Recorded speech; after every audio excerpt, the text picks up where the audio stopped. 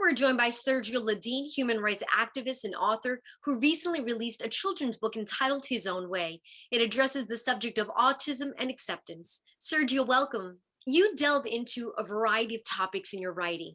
Autism, I know, is near and dear to your heart because of your son. It's a subject that you want others to have a better understanding of. And this happens to be Autism Awareness Month. So it seems like a great opportunity to engage in further dialogue.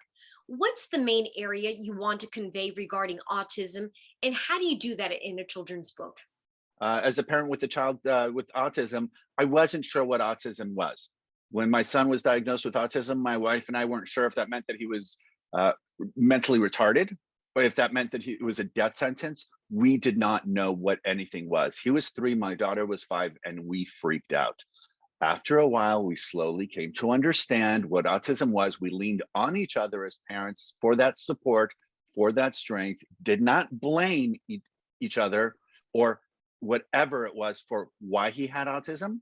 We just came to understand and accept that he did have autism. And in that first year, we ignored our daughter, who's typical. This was kind of is the term that's used for children without a disability.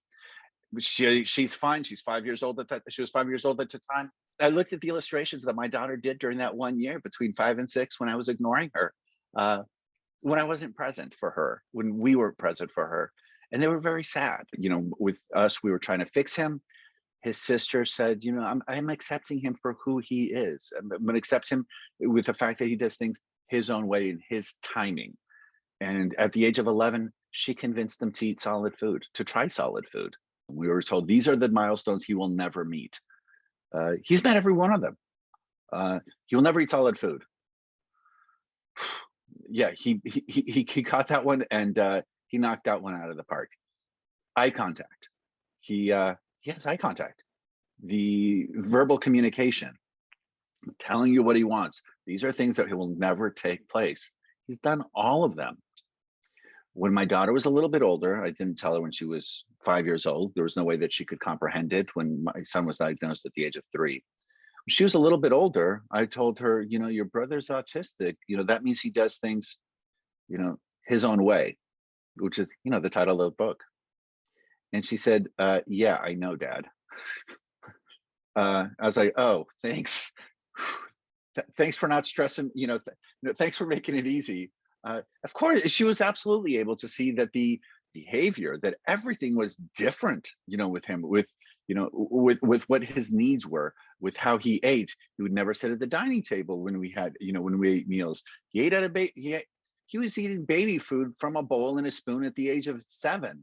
When you were looking for assistance, what was some of the guidance that was given to you that other individuals can perhaps seek out? There is, thank you for the question.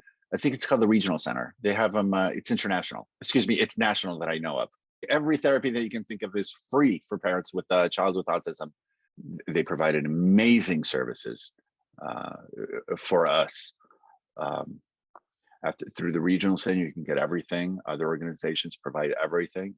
Go to autismspeaks.org. And as long as we support each other, that's what this book is about. Thank you so much Thank you. for your time and for sharing your family story.